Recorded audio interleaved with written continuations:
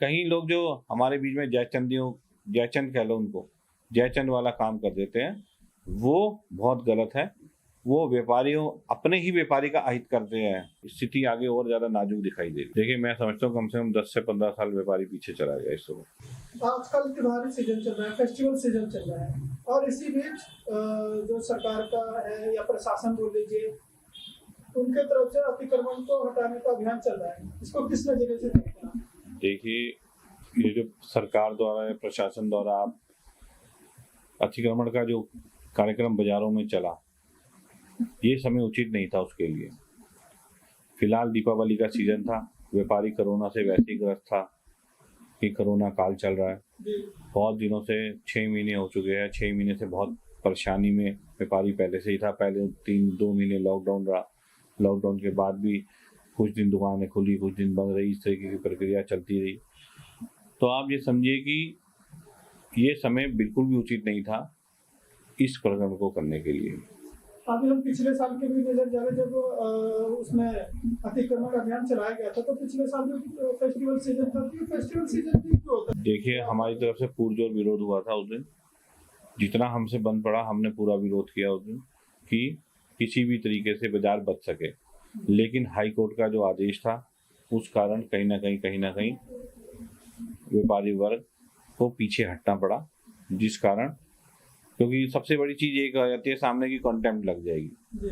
आप कॉन्टेम्प्ट के लिए हम तो तैयार थे कॉन्टेम्प्ट के लिए भी उस समय कि हाँ भाई कोई बात नहीं, हम लड़ाई लड़ने को तैयार है व्यापारी की। लेकिन मैं देखता हूँ जो अपने आप को व्यापारी नेता कहते हैं कई लोग, और कहीं बड़ी बड़ी चीज़ों में अपने आप को सामने दिखाते हैं कि हम ये कर देंगे, हम वो कर देंगे। उस दिन एक नेता व्यापारी वहाँ पर मौजूद नहीं रहा। कोई भी इस प्रक्रिया को रोकने के लिए वहाँ पर खड़ा नहीं हुआ। और जरा वैसी कोई बात होगी तो तुरंत आकर के सारे खड़े हो जाएंगे नेतागिरी करने के लिए। तो पहले तो हमें व्यापारी वर्ग को ये समझना होगा कि खाली नेतागिरी करने से कुछ नहीं होने का।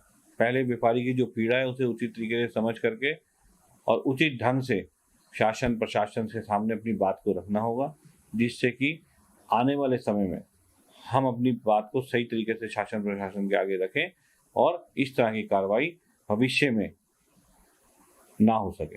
अभी जैसे आपने बोला कि हाई कोर्ट का आदेश था, हाई कोर्ट का आदेश, क्या ऐसा नहीं लगता सर कि जो सरकार है या व्यापारी की तरफ से जो भी नेता है जो अगुवाई करते हैं, वो हाई कोर्ट पर अपनी बात सही तरीके से नहीं रख पाते, इसकी वजह से ऐसा? देखिए, ये भी आप उचित बात कह रहे हैं कि कई जगह व्यापारियों की भी कमी है। क्योंकि जब प्रेमनगर वाले जाकर के स्टे ला सकते हैं, तो क्या हम नहीं ला सकते थे स्टे? बिल्कुल ला सकते थे। मैं पिछले 1.5 साल से व्यापारियों से इस विषय पे बात कर रहा था और कई बारी हमने कोशिश भी करी कि व्यापारियों से बात करके हाई कोर्ट जाकर के इसमें स्टे लिया जाए। लेकिन कहीं हमारे बीच के ही कुछ लोग ऐसे हैं जो इस कार्यक्रम के बीच में अड़ंगा डालते हैं कि कहीं नहीं स्टे मिलेगा, ये नहीं होगा, वो नहीं होगा। अरे यार, अपनी बात तो रखनी चाहिए। जब हम अपनी बात ही नहीं रखेंगे तो कहाँ से कोई बात पूरी होगी? तो हमें स्टे के लिए जाना चाहिए था। और अभी नहीं, आज से 1.5 साल पहले से इस मुहिम पे मैं हूँ और मैं 1.5 साल से अपने व्यापारियों को इस बात को जगा रहा था। मैं उनसे यही बात निरंतर करता आ रहा था कि हमें हाई कोर्ट में जाकर के स्टे लेना चाहिए, चाहे उसके लिए हमें थोड़ा थोड़ा धन भी इकट्ठा करना पड़े, तो उस पर भी हम कोई दिक्कत नहीं है। हम सब लोग मिलजुल कर करेंगे और अपना स्टे ला करके इस तरह की कार्रवाई ना हो बाजार में। लेकिन कई लोग जो हमारे बीच में जयचंद कह लो उनको, जयचंद वाला काम कर देते हैं, वो बहुत गलत है। वो अपने ही व्यापारी का अहित करते हैं। तो मैं उन लोगों से भी कहूँगा कि वो लोग इस प्रकार का काम ना करा करें और व्यापारिक हित की बात करा करें सिर्फ।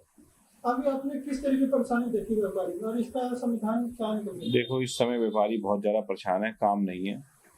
आप देखिए कि पिछले 2-3 साल 4 साल से व्यापारी वर्ग बहुत ही अपने आप को डाउन महसूस कर रहा है। वो डाउन इसलिए कहूँगा क्योंकि कामकाज नहीं है उस हिसाब का जैसा इस पहले काम होता था बाजारों में। कुछ इस वजह से नहीं है क्योंकि आप देखो जो आजकल ई शॉपिंग चल रही है, इंटरनेट वाली जो शॉपिंग आप देख रहे हो, उस वजह से थोड़ा काम नहीं है। कुछ काम इस वजह से नहीं है कि कोरोना था, उससे पहले जीएसटी, नोटबंदी, तो इन सब चीज़ों के कारण जो बाजार में काम नहीं था, वो कोरोना ने और ज़्यादा उस पर प्रभाव डाल दिया अब आगे आके। तो इस वक्त अब मैं ये समझता हूँ, अगर खाने पीने की चीज़ों को छोड़ दिया जाए तो उसके अलावा मुझे नहीं लगता कि बाज़ार में कहीं भी कोई ऐसा काम है जो अच्छा चल रहा हो। तो उसके लिए भी बहुत सोच विचार करना पड़ेगा और व्यापारी को भी बहुत सावधान रह करके अपने कारोबार में को करना पड़ेगा, क्योंकि स्थिति आगे और ज़्यादा नाजुक दिखाई दे रही है। क्या लगता है सर, कोरोना से या ये अतिक्रमण या बहुत सारी जो परेशानियां आपने अभी गिनाई, इससे क्या लगता है व्यापारी कितना पीछे गया है? देखिए, मैं समझता हूँ कम से कम 10 से 15 साल व्यापारी पीछे चला गया इस समय, क्योंकि अभी बाजार ठीक होने में ही कम से कम 6 महीने लग जाएंगे। अभी स्मार्ट सिटी का प्रोजेक्ट बाजार के अंदर चल रहा है, जो बहुत ही धीमी गति से चल रहा है। कई बार हमारे द्वारा शासन प्रशासन से बात करी गई और उन्हें चिताया भी गया कि इस काम जो आपने ये प्रोजेक्ट चालू करा है इसे जल्द से जल्द निपटाया जाए। अभी कुछ दिन पहले मैं अखबार में भी देख रहा था, अखबार के माध्यम से मैं पढ़ भी रहा था उसको, कि अभी डीएम साहब ने भी इसमें संज्ञान लिया 3-4 दिन पहले, और उन्होंने भी ये इस बात को माना है कि काम बहुत धीमे चल रहा है।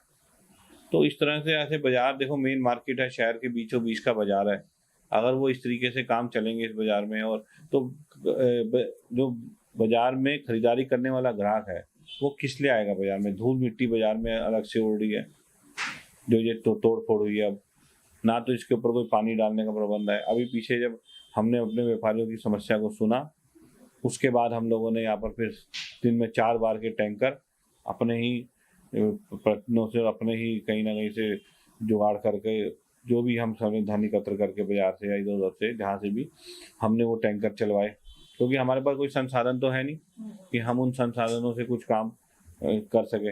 अब हमने भी जो हमारे से हो सका उसके माध्यम से 7-8 दिन हो गए लगातार हम उसमें जो पानी डलवाने का काम कर रहे हैं व्यापार मंडल की तरफ से, जिससे कि धूल मिट्टी ना उड़े और ग्राहक का आवाजाही भी रहे। क्योंकि जब आजकल कोरोना काल में आप देखो ना, इन्फेक्शन का डर वैली है, ऊपर से धूल मिट्टी से एलर्जी का भी डर है, तो ग्राहक डरता है कि मैं कहीं बाजार जा रहा हूँ और सामान खरीदने और कहीं मैं कोई इन्फेक्शन ले आऊँ, या मैं इन्फेक्शन से बचाव रखूँ, लेकिन कहीं एलर्जी, आजकल आप देखो मौसम भी चेंज हो रहा है, तो बहुत सारी चीज़ों को अपने दिमाग में कस्टमर भी रखता है और दुकानदार भी रखता है। तो इन सब चीज़ों का संज्ञान मेरे हिसाब से इस समय प्रशासन को लेकर के आने वाली परिस्थितियों से कैसे लड़ना है, क्या उसकी एक रूपरेखा तैयार हो, और बाजारों के लिए जो भी उचित कार्रवाई हो और व्यापारिक हितों के लिए जो उचित कार्रवाई हो उसे करना इस समय सरकार का भी दायित्व है और प्रशासन का भी काम है।